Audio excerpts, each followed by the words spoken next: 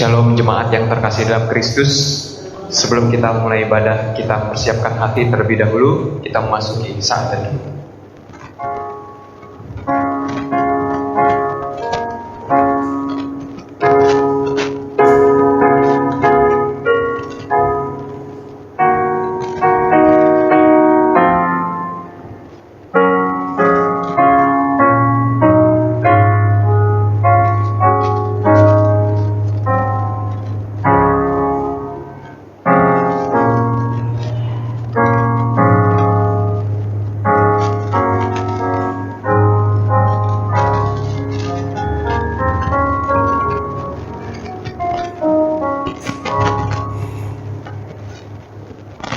Ibadah kita mulai dengan satu pengakuan bahwa pertolongan kita adalah di dalam nama Tuhan yang menjadikan langit dan bumi. Turunlah kiranya atas kita sekalian anugerah dan damai sejahtera dari Allah Bapa, Allah Putra, dan Allah Roh Kudus. Amin. Aku memuji Tuhan yang telah memberi nasihat kepadaku. Engkau memberitahukan kepadaku jalan kehidupan. Di hadapanmu ada sukacita berlimpah-limpah. Di tangan kananmu ada nikmat senantiasa. Mari kita memuji Dia. Kita berikan hormat kepadanya. Berilah hormat kepadanya.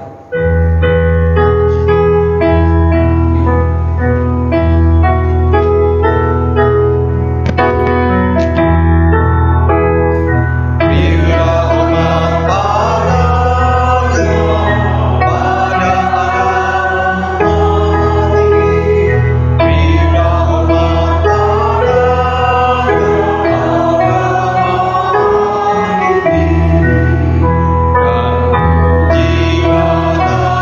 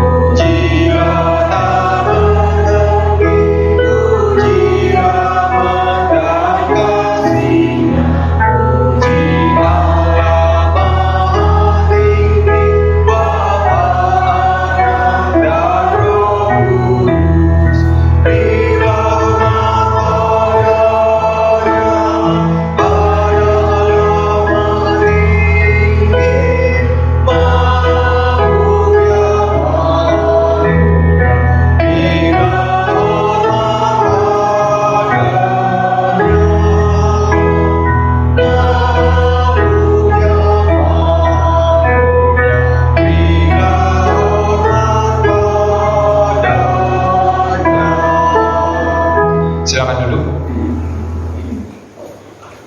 Pembacaan Alkitab hari ini terambil dari Mazmur 37 ayat 22 sampai 26. Kita akan bacakannya secara bertanggapan. Pada ayat yang terakhir kita baca bersama-sama. Sesungguhnya orang-orang yang diberkatinya akan mewarisi negeri, tetapi orang-orang yang dikutukinya akan dilenyapkan. Tuhan menetapkan angka orang yang dunia berenang kepadanya. Apabila ia jatuh, tidaklah sampai tergeletak, sebab Tuhan menopang tangannya. Dahulu aku muda, sekarang telah menjadi tua, tetapi tidak pernah melihat orang benar ditinggalkan, atau anak fisik yang meninggalkan dalam waktu. Bersama-sama, tiap hari ia menaruh belas kasihan dan memberi pinjaman, dan anak cucunya menjadi berkat. Kita memuji Dia. Inilah dunia Bapa.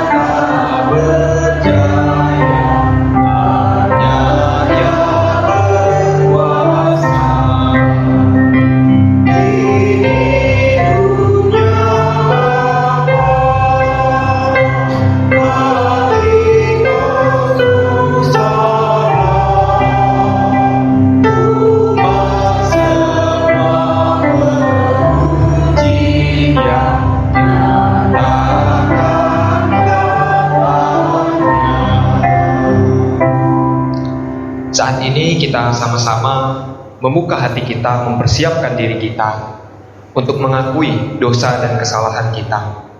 Kita siapkan dengan satu pujian, pandanglah pada Yesus. Pandanglah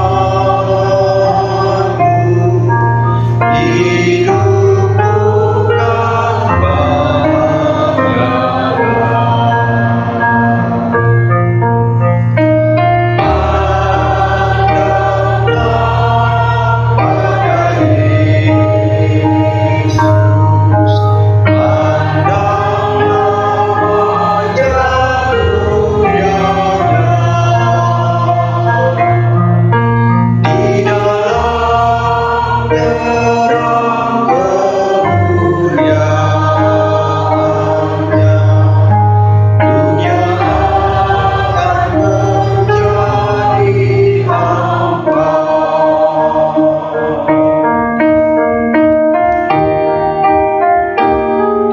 Dari maut ke hidup yang kekal, ikutlah jejak Tuhan. Dari maut ke hidup yang kekal, ikutlah jejak Tuhan. Kuasa dosa takkan keganggu, kau dapat mengalahkannya. Pandanglah pada Yesus. Pandanglah pada Yesus. Pandang. Kita bangkit berdiri bersama. Yang mulianya di dalam terang kemuliaannya,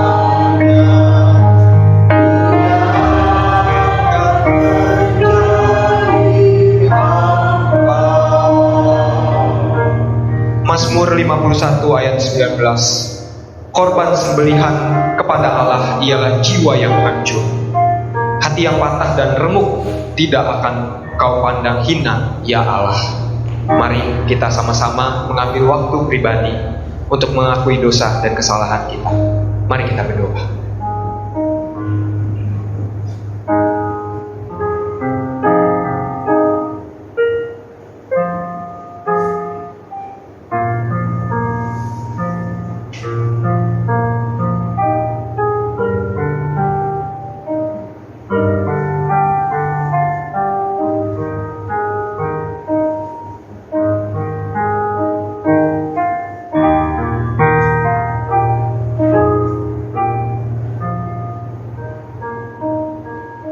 Kami datang kepadamu ya Tuhan, dengan hancur hati. Di bawah kaki salibmu kami letakkan seluruh dosa kami, Tuhan, yang sering kali kami lakukan, yang mendukakan hatimu ya Tuhan. Tuhan, tuntun kami untuk kembali ke hadapanmu, kembali kepada jalan-jalanmu yang benar, seturut dengan firman-Mu. Kami percaya Tuhan, darah-Mu yang kudus, yang menyucikan kami, memulihkan kami dari dosa-dosa kami. Terima kasih ya Tuhan, hanya di dalam nama Tuhan Yesus kami berdoa. Amin. Kita menaikkan pujian bait yang ketiga sebagai respons pengampunan dosa. Janjinya tak pernah berubah,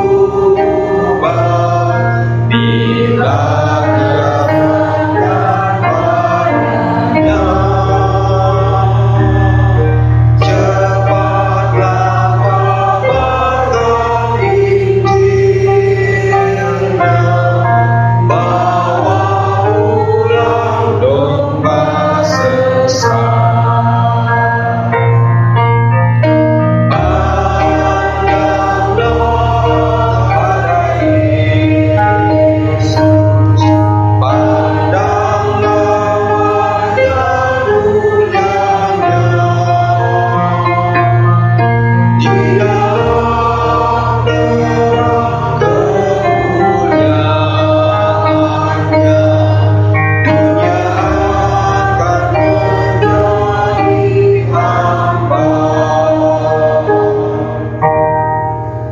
Kolose 3 ayat 23. Apapun juga yang kamu perbuat, perbuatlah dengan segenap hatimu, seperti untuk Tuhan dan bukan untuk manusia.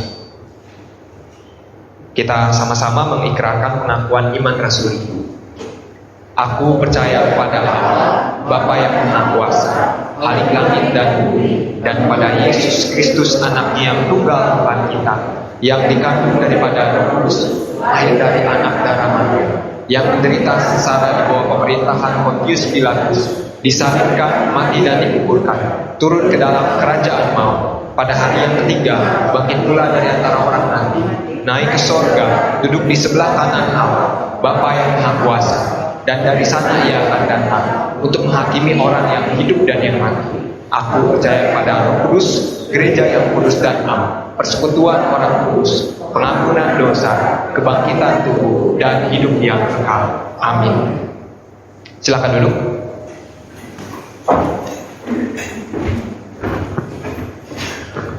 Saudara, beberapa hal yang perlu kita perhatikan, seperti biasa kebaktian doa saudara ya.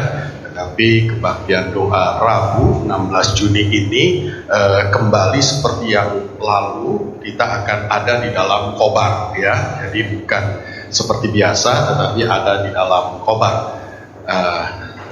Silakan slide selanjutnya ya. Saudara, jadi khobar kita akan memulai lagi ya. Kita sudah terhenti 6 bulan kira-kira ya, dan saya berharap meskipun kita tidak bisa bertemu begitu ya, tetapi kita bisa tetap mengadakan pertemuan ini, pemuritan ini begitu saudara. Jadi kita adakannya secara online ya, jadi mungkin dengan Zoom atau dengan WA group. Nanti masing-masing kelompok itu akan diberi panduannya oleh pemimpin kelompok ya. Jadi nanti pemimpin kelompok akan memberitahu kapan begitu ya, karena supaya semuanya dapat begitu, supaya karena nggak mungkin bisa sekaligus begitu ya. Jadi kita membagi 4 pertemuan ya. 4 pertemuan itu ada di Selasa, Rabu, Kamis, Jumat gitu ya. Masing-masing 2 kelompok ya. Jadi saudara, nanti pemimpin kelompok akan memberitahu ya, masing-masing saudara itu ada di hari apa begitu ya. Apakah di Selasa, Rabu atau dan seterusnya. Nah, setiap minggu pertama dan minggu ketiga dari setiap bulan itu waktu pertemuan khobar, maka kebaktian doa akan diadakan di dalam pertemuan itu ya. Tetapi saudara, setelah tadi lihat gak bisa selalu minggu pertama minggu ketiga, jadi nanti ada jadwalnya nanti akan diberikan kepada setiap saudara semua ya. Dan untuk pertama ini kita akan mengadakannya di tanggal 14, 15, 16, 17 ya, Selasa sampai Jumat ya.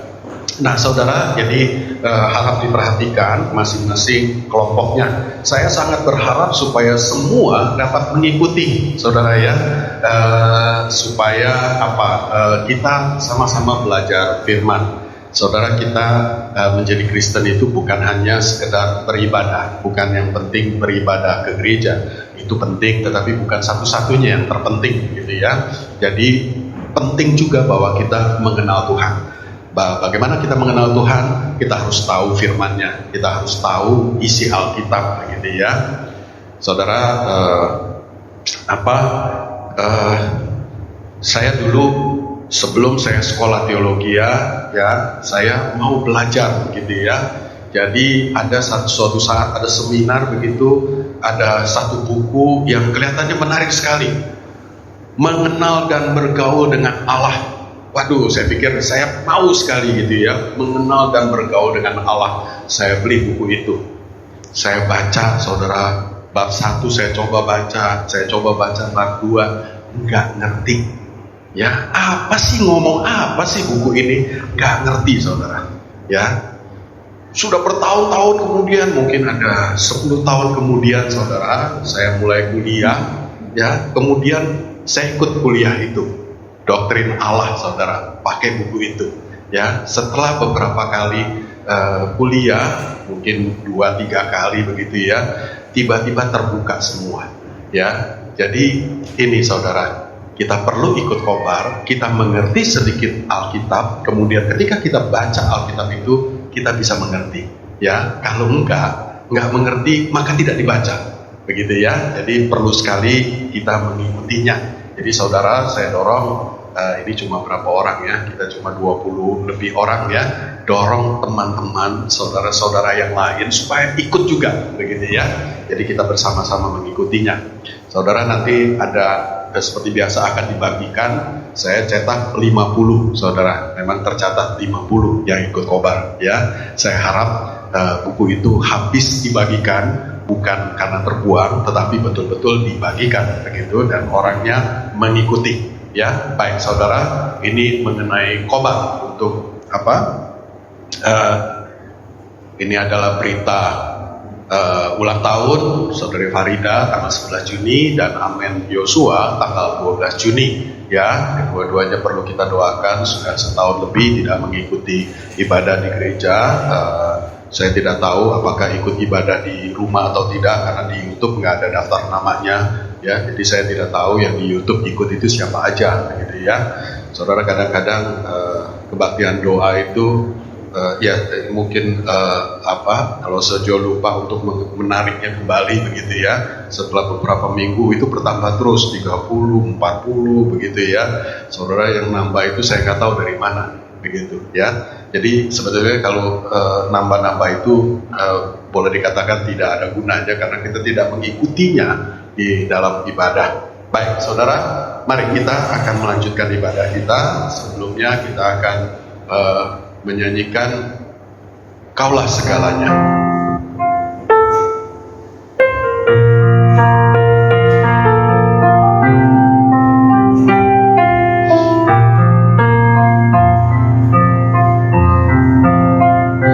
Kau Bapa yang mengasihi, kuasa-Mu memulihkanku.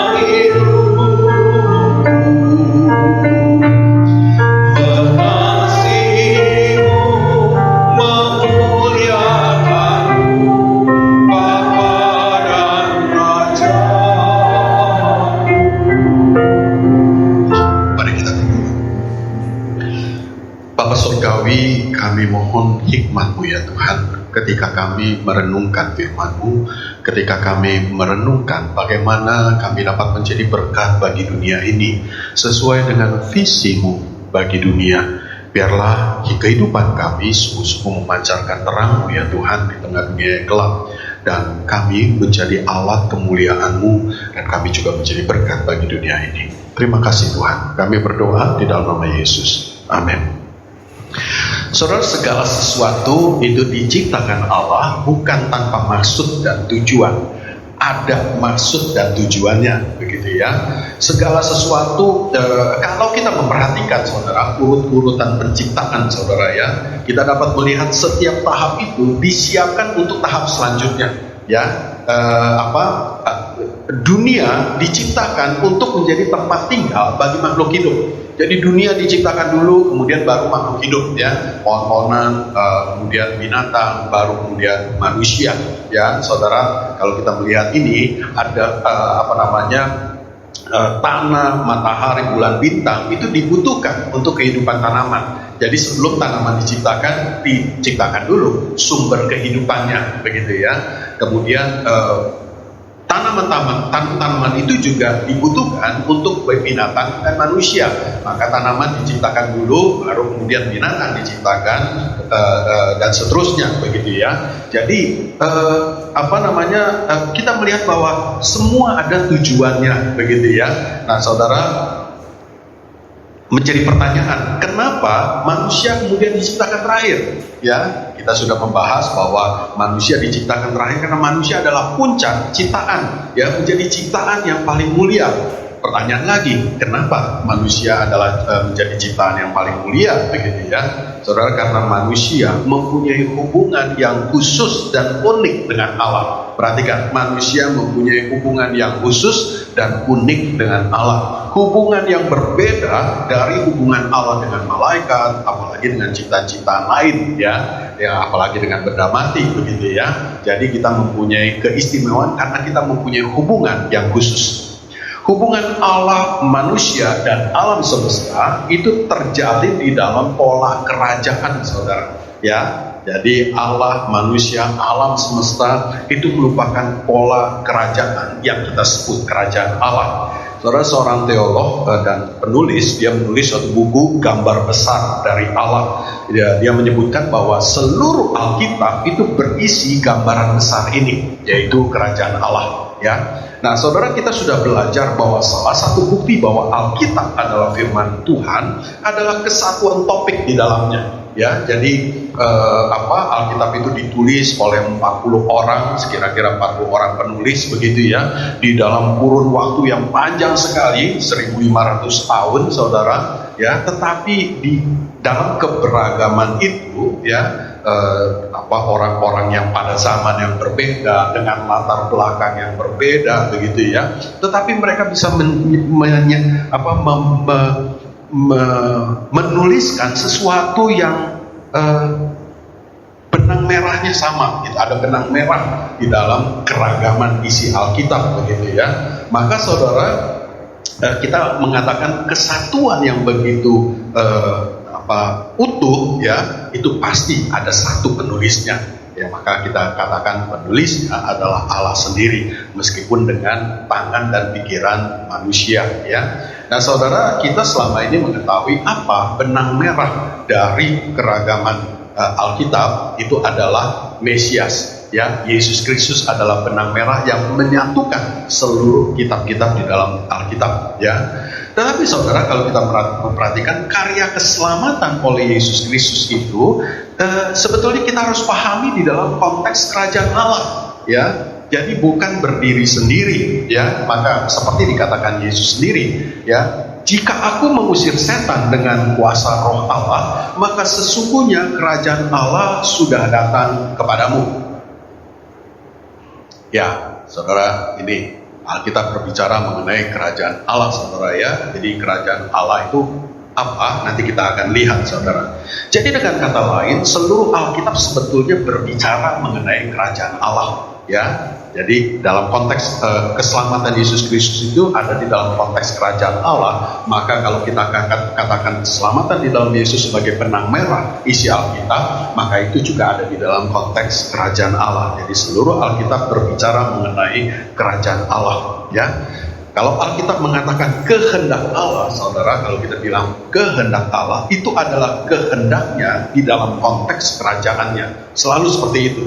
Jadi kita mesti mengingat, saudara, tema kita tahun ini adalah mengenai kerajaan Allah. Kita harus mengingat bahwa kehendak Allah itu selalu ada di dalam konteks kerajaan, ya. Nah, firman dan hukum-hukumnya itu semua berada di dalam konteks kerajaan itu. Maka saudara, untuk dapat memahami Alkitab, kita untuk memahami firman Tuhan, memahami kehendak Tuhan, kita harus memahami konsep tentang kerajaan Allah. Itu sebabnya saudara, nanti di dalam Khobar sepanjang tahun ini sampai Oktober nanti, itu kita bicara mengenai gambar besar dari Allah ini, tentang kerajaan Allah, hakikatnya. Ya tentu saja bukan mengulang dari apa yang sudah kita bahas, begitu ya. Nah saudara, jadi sepanjang 5 bulan ini kita berbicara mengenai konsep kerajaan Allah itu. Demikian juga saudara, tema kita hari ini yaitu visi Allah dalam konteks dunia, itu juga harus kita lihat atau kita tinjau dalam konteks kerajaan Allah. Nah saudara, sebetulnya kita sudah membahas tentang kerajaan Allah itu sejak Januari yang lalu, saudara ya. Tetapi kita membahas tema-tema yang berkaitan dengan kerajaan Allah, tetapi belum menyentuh pada hal-hal yang hakiki, ya, belum pada hakikatnya, begitu ya. Nah, maka di dalam Khobar nanti itu yang akan kita bahas, hakikat dari kerajaan Allah. Nah saudara, saya akan mulai dari titik yang paling awal, yaitu definisi dari kerajaan Allah. Kalau dibicarakan kerajaan Allah, apa sih kerajaan Allah? Ini buku itu saudara memberikan definisi ini, saudara. Kerajaan Allah itu adalah umat Allah di tempat kediaman Allah, di bawah pemerintahan dan berkat Allah. Simple, sederhana, gampang diingat, saudara. Apa itu kerajaan Allah? Kerajaan Allah adalah umat Allah di tempat kediaman Allah, di bawah pemerintahan dan berkat Allah. Ya, pemerintahan dan berkat itu menyatu, saudara, karena dengan adanya pemerintahan Allah, maka kita akan menerima berkat-berkatnya, begitu ya. Kalau kita keluar dari pemerintahan Allah, maka kita tidak akan menerima berkat-berkat Allah, ya. Nah, saudara, definisi ini menjelaskan bahwa kerajaan Allah melibatkan 3 unsur, ya. Umat Allah, unsur pertama umat, kemudian unsur kedua tempat kediaman, unsur ketiga pemerintahan dan berkat. Ya, jadi 3 unsur ini kita ingat, ya. Nah, kalau kita hanya melihat pada 3 unsur ini, sebetulnya kerajaan Allah sama aja dengan kerajaan-kerajaan apapun di dunia, begitu ya. Saudara, justru itulah sebetulnya kerajaan-kerajaan yang namanya kerajaan, ya inilah, ya, mesti ada umatnya, mesti ada tempat tinggalnya, begitu ya, mesti ada pemerintahannya. Di luar salah satu unsur tidak ada, maka itu tidak bisa disebut negara atau kerajaan, begitu ya. Saudara, Israel itu dulu kita tahu itu adalah satu kerajaan, begitu ya. Kemudian tahun 70 Yerusalem dihancurkan, juga Yudea sekelilingnya itu dihancurkan, ya. Kemudian orang-orang Yahudi itu bertebaran kemana-mana, ya. Kemudian saudara, setelah mereka bertebaran, mereka masih banyak, ya, jutaan orang Yahudi di seluruh dunia, boleh dikatakan begitulah ya. Nggak seluruh dunia, sebetulnya hanya di sekitar Palestina itulah ya, sama Eropa. Nah saudara, begitu banyak orang Yahudi, tetapi mereka tidak lagi bisa dibilang negara Israel, ya. Kenapa? Bangsa iya, umat ya ada, begitu ya, tapi tidak punya tempat kediaman, ya, tempat yang tetap, nggak ada, saudara. Mungkin kalaupun ada pemerintahan, tapi kalau tidak ada tempat kediamannya, ya nggak bisa. Saudara, Tibet itu dulu kerajaan yang terpisah dari Tiongkok, ya. Suatu saat Tiongkok menginvasi, ya, mengklaim bahwa itu bagian dari Tiongkok. Maka kemudian Dalai Lama yang pemimpin Tibet itu mengungsi keluar. Sekarang Tibet itu sudah tidak bisa lagi dibilang negara Tibet. Pemimpinnya ada. Orang-orang Tibet itu sangat menghormati Dalai Lama, tetapi Dalai Lama itu mengungsi di tempat lain, begitu ya. Jadi tidak ada pemerintahan yang resmi, maka tidak bisa disebut negara, ya. Nah saudara, jadi 3 unsur ini harus ada. Maka kalau kerajaan Allah yang dikatakan ada di dalam dunia ini, yang nggak bisa kita hanya sekedar kita umat Allah, tetapi tempat kediaman itu harus ada, yaitu tempat kediaman di mana umat Allah itu menyatakan keberadaan Allah, begitu ya. Itu bukan tempat kediaman berupa daerah, begitu ya. Dan kemudian harus pemerintahan Allah juga harus ada. Kalau kita tidak mengikuti firman Tuhan sebagai dasar yang mengendalikan hidup kita, maka tidak ada pemerintahannya, maka kita tidak bisa bilang kita ada di dalam kerajaan Allah, gitu ya. Jadi 3 unsur ini adalah hal yang penting. Nah, saudara, saya tidak akan berpanjang lebar lagi tentang definisi ini. Kita akan melihat lagi nanti di dalam pembahasan. Saudara, pola kerajaan ini itu sudah ada sejak dunia diciptakan. Di awal tadi sudah saya katakan bahwa segala sesuatu diciptakan ada tujuannya, ya. Nah, semua diciptakan untuk suatu tujuan. Manusia diciptakan sebagai unsur pertama, umat Allah, ya. Kemudian alam semesta diciptakan sebagai unsur yang kedua, yaitu tempat kediaman umat Allah. Jadi dunia, kemudian semua ciptaan itu tunduk pada kedaulatan Allah sebagai raja, dan sebaliknya Allah mencurahkan berkat-berkatnya kepada ciptaan. Berkat itu berupa hidup damai sejahtera dan sukacita selamanya, ya. Nah, saudara, untuk manusia berkat yang paling utama adalah persekutuan dengan Allah. Manusia merasakan sukacita dan damai sejahtera yang paling tinggi itu di dalam relasi yang intim dengan Tuhan, ya. Di luar itu, saudara, kalau kita tidak ada relasi yang intim dengan Tuhan, kita menikmati berkat materi, tetapi jiwa kita itu tidak tenang, tidak merasakan damai sejahtera, ya. Jadi relasi yang intim dengan Tuhan itu adalah berkat tertinggi yang dibutuhkan manusia. Jadi kerajaan Allah yang semula, saudara, adalah ini. Itu tadi definisi, ya. Nah, kerajaan Allah yang semula, ya, ketika dunia diciptakan, yaitu umat Allah adalah Adam dan Hawa. Kemudian tempat kediamannya di Taman Eden di bawah pemerintahan dan berkat Allah. Saudara, kemudian manusia jatuh di dalam dosa, manusia kehilangan relasi dengan Tuhan. Adam dan Hawa tidak bisa lagi berada di hadirat Allah karena rasa malu, hina, dan rendah, begitu ya. Dan di pihak Allah sendiri memang manusia berdosa tidak bisa berada di hadiratnya, tidak bisa dekat pada Dia, begitu ya. Maka Adam dan Hawa harus keluar dari Taman Eden, ya. Perhatikan, dia harus keluar dari tempat kediaman Allah, ya. Nah, pada titik ini kerajaan Allah sudah tidak ada lagi. Saya katakan tadi unsur-unsur, ketiga unsur itu harus ada. Ketika Adam dan Hawa keluar dari Taman Eden, dia apalagi mereka sendiri juga sudah tidak lagi menjadi umat Allah, maka kerajaan Allah itu sudah binasa, sudah tidak ada ketika itu, begitu ya. Nah, saudara, manusia itu tidak bisa berada di bawah pemerintahan Allah karena sifat dosa yang memang selalu melawan kedaulatan Allah, dengan sendirinya membawa manusia selalu memberontak terhadap Allah. Dan dengan terputusnya hubungan dengan Tuhan, maka manusia tidak lagi mempunyai damai sejahtera dan kehilangan berkat rohani Allah. Saudara, sekali lagi,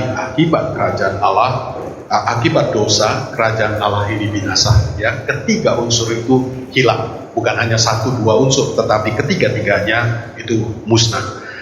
Saudara, namun demikian, Allah tidak meninggalkan kerajaannya. Jadi kerajaannya sudah binasa, Allah tidak membuang kerajaan ini, tetapi sebaliknya Allah menebus, ya. Jadi tidak dibuang, bikin lagi aja kerajaan baru, ciptakan lagi aja manusia baru, begitu ya. Tidak, Allah tetap menggunakan manusia yang ada itu, menebusnya, mengembalikannya menjadi umat Allah, ya. Kemudian inilah yang terjadi kemudian di dalam seluruh Alkitab, saudara, ya. Pemulihan kerajaan diadakan dengan menebus dosa manusia. Perhatikan, saudara, Kejadian 3 ayat 15. Mari baca sama-sama. 1, 2, 3. Amin.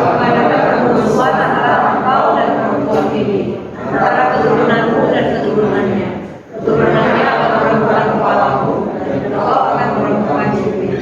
Keturunan perempuan itu menunjuk kepada Mesias, kita sudah tahu itu, ya. Mesias yang akan menebus manusia dan memerdekakan manusia dari kuasa dosa.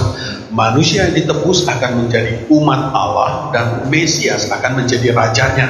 Ya, ini penebusan kerajaan Allah.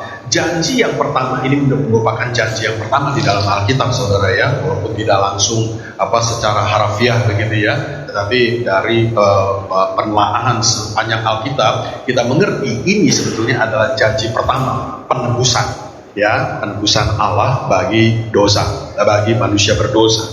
Saudara, ini memang belum terlalu jelas gitu ya, tetapi dari seluruh Alkitab sekali lagi saya katakan kita bisa mengerti bahwa ini adalah janji pertama. Nah saudara, Alkitab memperlihatkan kemudian penebusan yang progresif ya, dari yang tidak jelas sama sekali begitu ya, kemudian semakin lama semakin jelas dan semakin meningkat begitu ya. Jadi kita akan melihat di dalam perjanjian lama juga dari perjanjian dengan Abraham itu pribadi, individu, Ishak, Yakub, individu, kemudian menjadi satu keluarga besar, akhirnya menjadi satu bangsa. Ketika sudah menjadi bangsa, perjanjian itu diperbarui di Gunung Sinai ya. Jadi kita melihat ada progres ya, dari satu bangsa Israel kemudian menjadi seluruh bangsa di muka bumi ketika Mesias datang ya. Jadi ini yang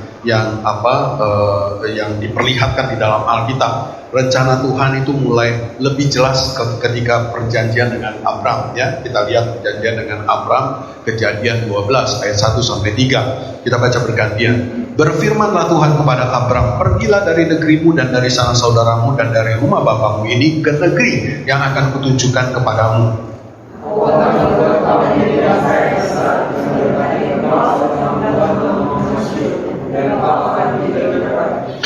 Aku akan memberkati orang-orang yang memberkati engkau dan mengutuk orang-orang yang mengutuk engkau, dan olehmu semua kaum di muka bumi akan menjadi berkat ya. Nah saudara, 3 minggu lalu saya sempat membahas nas ini saudara, di dalam penekanan bahwa Abraham diberkati untuk menjadi berkat saudara ya. Kalau saudara masih ingat, kita di ayat 3 ini ada ini saudara, aku akan memberkati orang-orang yang memberkati engkau dan mengutuk orang-orang yang mengutuk engkau. Ini adalah top line. Kemudian olehmu semua bangsa di muka bumi akan mendapat berkat. Ini adalah bottom line ya. Ada top line, ada bottom line gitu ya. Jadi berkat Tuhan diberikan untuk Abraham, bukan untuk berhenti pada Abraham, tetapi supaya melalui Abraham semua manusia itu diberkati ya. Nah, nas ini menegaskan janji Tuhan kepada Adam dan Hawa tadi, yaitu keturunan Hawa yang akan menghancurkan kuasa dosa. Janji ini menunjuk sekali lagi kepada Mesias yang adalah keturunan Abraham di dalam rupa sebagai manusianya ya. Saudara, Yesus Kristus itu menebus dosa semua manusia dengan kematiannya dan pencurahan darahnya. Penebusan itu memulihkan hubungan orang percaya kepada Yesus, yang orang percaya kepada Yesus itu dengan Tuhan. Jadi orang percaya kepada Yesus yang tadinya terpisah karena dosa, kemudian dipulihkan hubungannya dengan Tuhan. Saudara, mari kita perhatikan Roma 8 ayat 19 ya. Sebab dengan sangat rindu semua makhluk menantikan saat anak-anak Allah dinyatakan. Kita akan baca sampai 19 ayat 19 sampai 23. Tetapi kita perhatikan dulu di sini saudara ya. Ayat 19 dikatakan semua dengan sangat rindu seluruh makhluk ya. Saudara,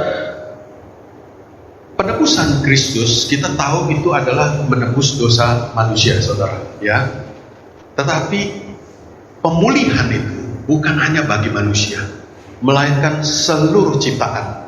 Karena ketika manusia jatuh dalam dosa, maka seluruh ciptaan ikut dikutuk karena dosa, ikut dihukum begitu ya. Kalau kita baca di Kejadian 3 yang disebutkan tanah terkutuk karena engkau begitu ya. Tetapi sebetulnya itu mencakup seluruh. Maka di sini dikatakan seluruh makhluk. Tetapi kalau makhluk, biasanya bayangan kita tentang makhluk itu apa? Biasanya makhluk hidup begitu ya. Kita nggak katakan pohon itu sebagai makhluk ya, walaupun pohon itu sebenarnya makhluk hidup ya. Tetapi kita tidak katakan pohon itu makhluk ya, karena yang kita sebut makhluk itu biasanya itu makhluk hidup. Tetapi apakah betul yang dimaksud Paulus hanya makhluk hidup? Tidak, saudara, ya, karena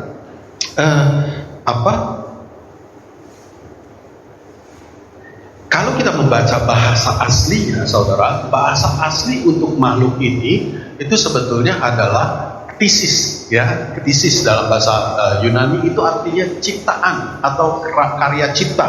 Bahasa Inggrisnya creature, ya. Jadi seluruh ciptaan bumi, alam semesta itu termasuk di dalam ktisis, ya. Nah, kata makhluk itu sebetulnya ktisis, jadi adalah ciptaan. Saudara, kita akan lebih jelas lagi kalau kita membacanya dari versi bahasa Indonesia sehari-hari, bahasa versi BIS, ya.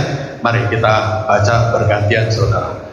Seluruh alam, bukan makhluk, ya, seluruh alam menunggu dengan sangat rindu akan saatnya Allah menyatakan anak-anaknya.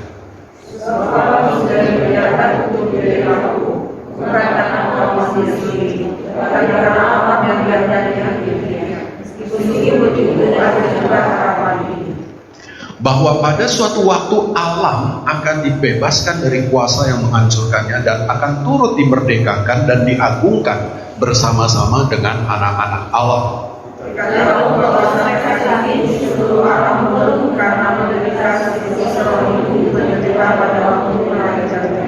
Bersama, dan bukannya seluruh alam saja yang mengeluh, kita sendiri pun mengeluh di dalam batin kita.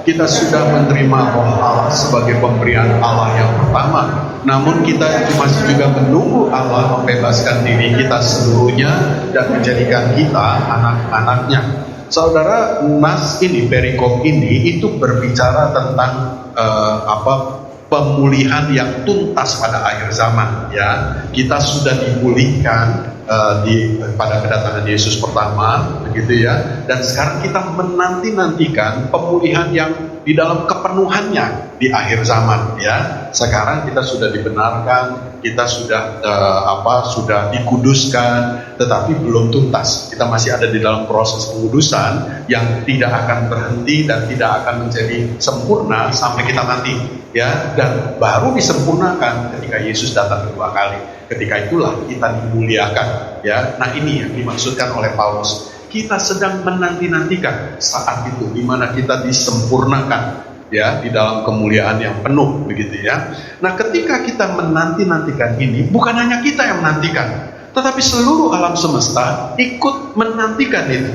Karena seluruh alam semesta sebetulnya sudah dikutuk juga karena dosa manusia. Ini yang dimaksudkan, saudara. Jadi, saudara, ini menjelaskan kepada kita bahwa tempat kediaman yang semula sudah binasa itu juga nantinya akan dipulihkan. Jadi, saudara, apa maksudnya? Bahwa pada akhirnya kerajaan Allah itu akan dipulihkan. Kerajaan Allah sudah ada sekarang ini. Ketika Yesus datang, kerajaan Allah sudah datang kepadamu, ya, dengan membenarkan kita, menjadikan kita umat Allah sekali lagi.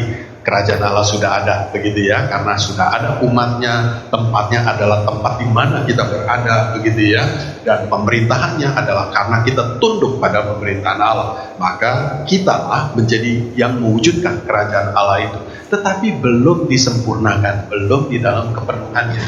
Inilah yang Paulus katakan kita sedang menanti-nantikan, ya. Nah, saudara, sorry, ini saya kelewatan. Oke. Ini adalah visi Allah bagi dunia, ya. Ini yang menjadi tema kita hari ini, bahwa kerajaan Allah itu akan terwujud di dunia ini. Ini adalah visi Allah supaya kita kemudian mewujudkan di dalam kehidupan kita. Saudara, sekali lagi, tempat kediaman Allah itu saat ini di mana? Saya katakan tadi, tempat di mana kita berada. Ya, dimanapun kita berada, disitulah tempat kediaman Allah, disitulah tempat adanya kerajaan Allah. Nah, saudara, apa yang mau kita bahas di dalam tema kita hari ini? Ya, saudara,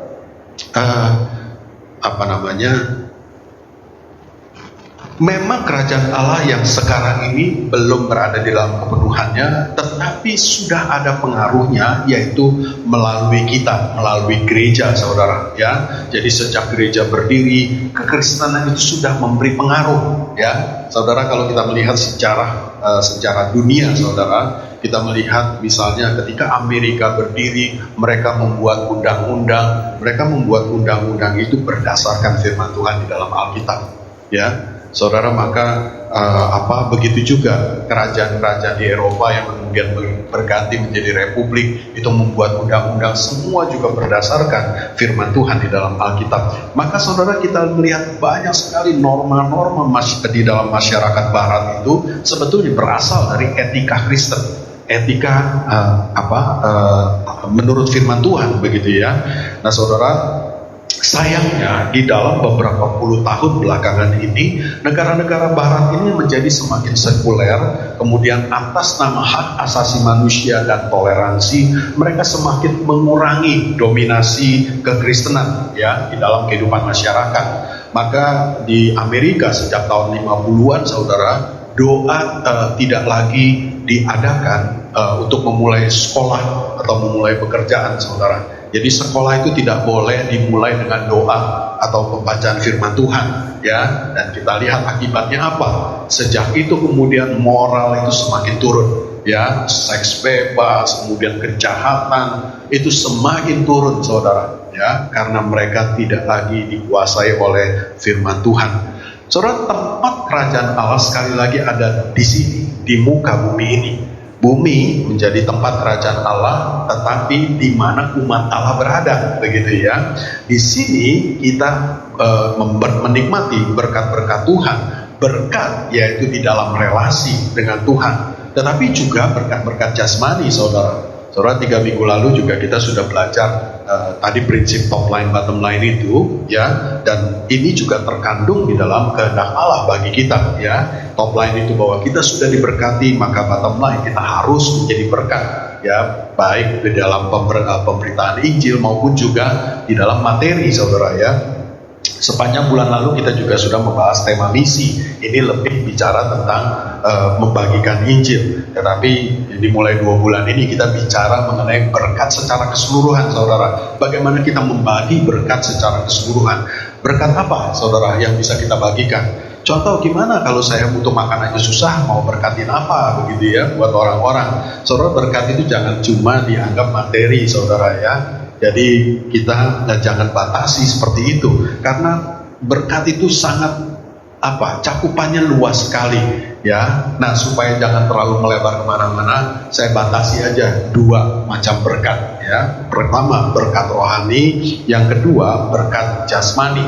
Saudara, ini yang akan kalau berkat rohani itu keselamatan, mengenai keselamatan yang memulihkan hubungan kita dengan Tuhan, yang kemudian menjadikan kita umat Allah, sehingga kemudian tadi berkat tertinggi yang saya katakan adalah relasi dengan Dia, itu bisa tercapai sehingga orang-orang juga merasakan damai sejahtera, begitu ya. Ini berkat rohani. Selain itu ada berkat jasmani, yaitu berkat kehidupan. Berkat kehidupan ini yang mencakup juga materi, tetapi bukan cuma materi, saudara. Karena apa? Karena seperti yang kita pernah bahas di dalam khobar tahun lalu, saudara, kehidupan ini mencakup banyak sekali aspek, ya. Selain aspek materi, ekonomi, ada juga aspek sosial, hubungan sosial dengan orang-orang, ya. Ada aspek psikologis, ada aspek keluarga, begitu ya. Ada aspek rekreasi, ya, hiburan, begitu ya. Ini semua mencakup kehidupan, saudara. Jadi kalau kita dikatakan berkat jasmani adalah berkat kehidupan, ya dalam cakupan ini semuanya, ya. Maka bukan cuma materi, saudara. Saudara yang nggak punya uang juga bisa menjadi berkat bagi orang, begitu ya. Nah, saudara, di dalam Alkitab kita melihat beberapa contoh orang Israel yang menjadi berkat bagi orang fasik. Misalnya Yakub, saudara, ya. Selama dia berada di rumah Laban menjadi semakin makmur, ya. Dikatakan di dalam Kejadian 30 ayat 27 misalnya, ya, dikatakan, ini ketinggalan lagi. Ini visi Allah bagi dunia adalah memulihkan kerajaan Allah yang semula telah binasa karena dosa, ya. Nah, kemudian ini kerajaan Allah yang dijanjikan itu digenapi, disempurnakan. Umat Allah adalah orang yang percaya kepada Kristus, ya. Tempatnya di mana? di bumi sekarang ini, tetapi nanti adalah di sorga ketika pada akhir zaman gitu ya, di bawah pemerintahan dan berkat Allah. Yesus Kristus sebagai Raja kekal itu di akhir zaman, dan Kristus melalui Roh Kudus sekarang ini kita ada di bawah pemerintahan melalui Roh Kudus gitu ya. Sorry saudara, saya kelewatan ya. Baik, saya kembali. Jadi di dalam Kejadian 30 misalnya ayat 27 mengatakan, telah nyata kepadaku, ini kata Laban kepada Yakub ya, bahwa Tuhan memberkati aku karena engkau. Jadi Laban juga mengakui bahwa karena keberadaan Yakub di rumahnya, maka dia menjadi semakin kaya. Saudara, apakah Yakub kaya? Waktu datang ke rumah Laban, apakah dia kaya? Tidak saudara, dia itu pelarian, dia lari dari rumah bapaknya begitu ya. Mungkin bapaknya berikan dia bekal begitu, tetapi bukan bekal kekayaan yang sangat besar ya, karena bisa tahu ketika itu tentu uang belum dikenal begitu ya. Jadi dia nggak bisa bawa hewan-hewannya. Jadi dia tidak punya apa-apa ketika dia datang ke rumah Laban.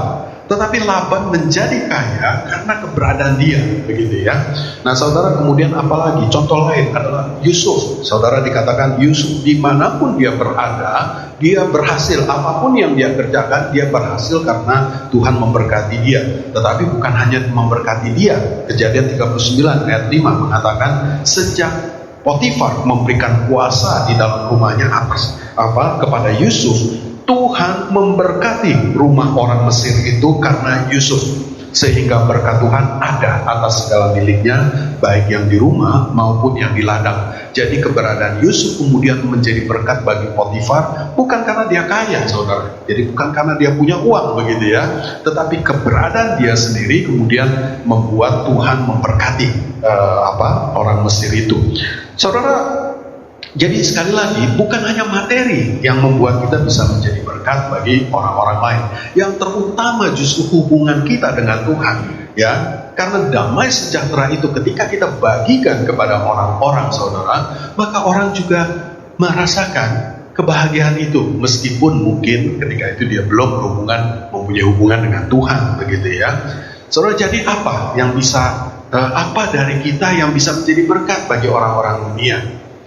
Saudara, contohnya misalnya ya, di tempat kerja saudara, kalau saudara bekerja dengan prestasi yang tinggi ya, dengan baik begitu ya, menghasilkan hasil yang bagus begitu ya, katakanlah saudara jadi tenaga penjual gitu ya, dengan kiat saudara tawarkan kemana-mana sehingga laku barangnya.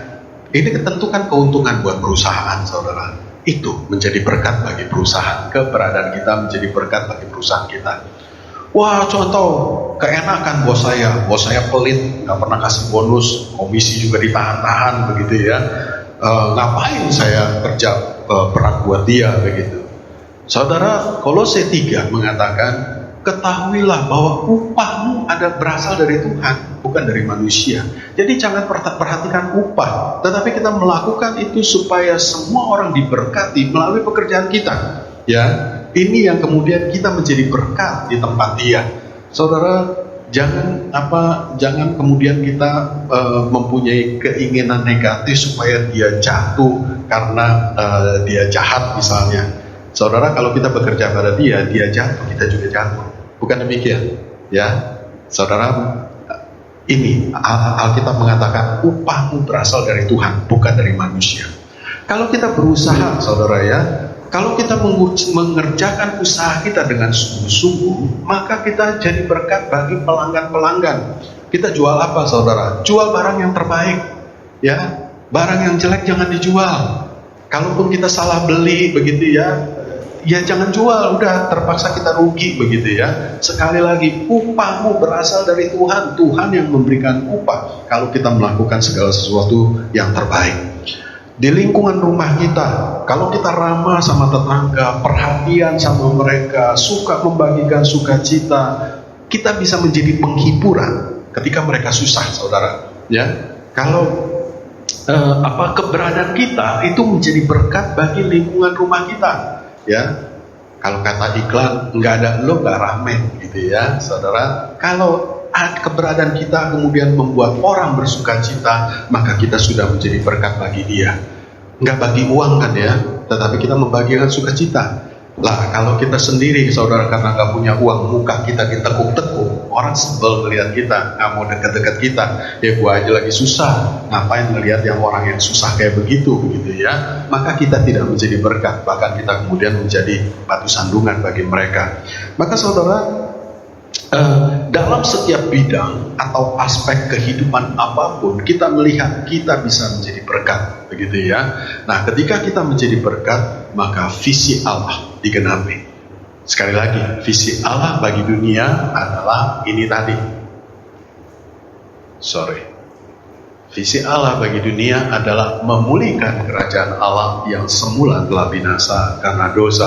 Memulihkan kerajaan Allah itu berarti bahwa kerajaan Allah itu kita, orang yang percaya kepada kepada Kristus, itu menjadi umat Allah di bumi sekarang ini dan di bawah pemerintahan Kristus melalui Roh Kudus. Nah, saudara, kalau kita kemudian mewujudkan ini, maka kita akan menjadi berkat bagi orang-orang di dunia dan kita melaksanakan visi Allah bagi dunia. Jadi, saudara, hendaklah firman ini mengingatkan kita supaya kita selalu mengingat akan orang-orang di sekeliling kita. Kita hidup bukan untuk diri kita sendiri. Saudara, kita hidup juga bukan hanya untuk gereja, begitu ya. Saudara, jangan pikirkan hanya melayani di gereja. Bagaimana gereja kita supaya semakin ramai dan sebagainya, begitu ya. Tetapi yang kita harus perhatikan adalah bagaimana hidup kita di lingkungan kita sendiri, di lingkungan tempat kerja, di lingkungan tempat usaha, atau di lingkungan tempat tinggal kita. Dimanapun kita berada, kita harus mewujudkan kerajaan Allah itu. Sekali lagi, kerajaan Allah itu apa? Kita sebagai umat Allah, ya. Kemudian di tempat kediaman itu adalah tempat di mana kita berada, lingkungan kita, begitu ya, di bawah pemerintahan Allah, dan kita membagikan, kita menerima berkat Allah dan kita membagikannya kepada sesama. Maka visi Allah bagi dunia itu dikerjakan melalui kehidupan kita. Mari kita berdoa. Tuhan, biarlah apa yang telah kami bahas ini mengingatkan kami, ya Tuhan, bahwa kami umat-Mu bukan hanya menikmati berkat-Mu, tetapi kami melakukan visi-Mu, misi-Mu bagi dunia ini. Biarlah kehidupan kami menjadi berkat bagi sesama. Terima kasih ya Tuhan. Kami berdoa di dalam nama Yesus. Amin. Saudara, mari kita responi firman ini. Kita akan menyanyikan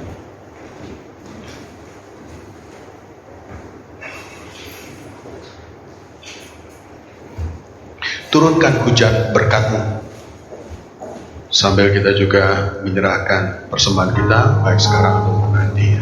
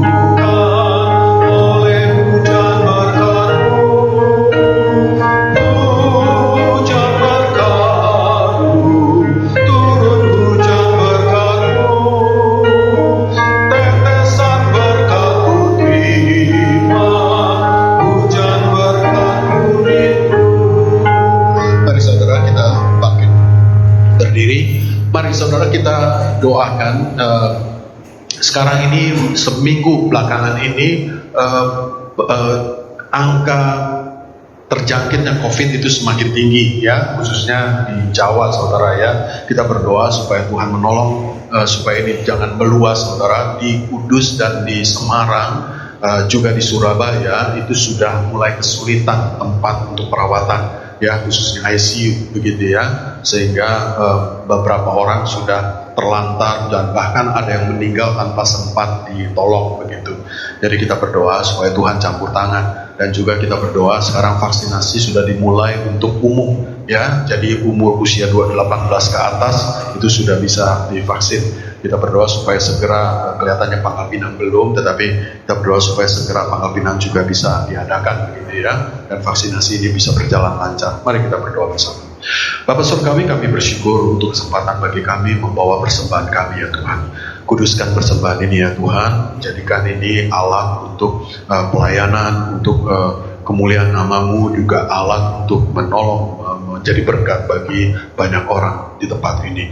Tuhan, saat ini kami juga mengingat akan angka penularan COVID yang semakin tinggi sejak liburan panjang kemarin. Tuhan, kiranya Kau juga menolong kondisi ini ya Tuhan, supaya jangan menjadi semakin parah, supaya meskipun angka ini tinggi, mereka masih dapat ditolong. Rumah sakit masih bisa mengatasinya. Kami juga menyerahkan ya Tuhan akan proses vaksinasi yang sudah mulai berjalan untuk umum, untuk usia 18 ke atas. Kiranya Kau juga menolong supaya ada ketersediaan vaksin, begitu juga tenaga-tenaga vaksinator itu tercukupi. Kami juga berdoa untuk kota kami, Pangkal Pinang ini ya Tuhan, kiranya kami juga dapat segera mendapatkan vaksin ini. Terima kasih ya Tuhan.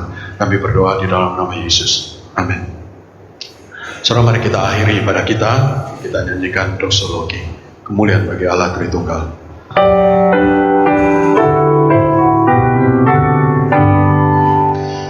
Puji Allah Putra, puji Allah Roh Kudus, ketiganya yang esa.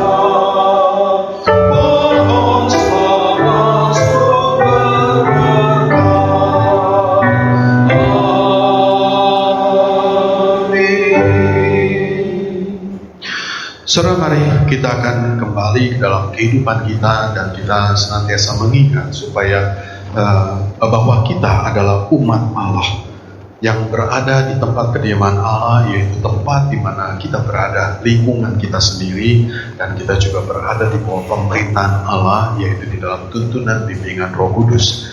Biarlah kita bisa menjadi berkat di tengah-tengah dunia ini. Saudara, mari arahkan hati dan pikiran kita kepada Tuhan. Mari kita menerima berkat Tuhan.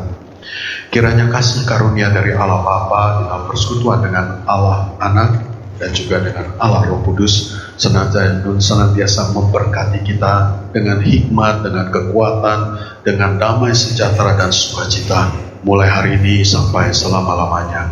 Amin.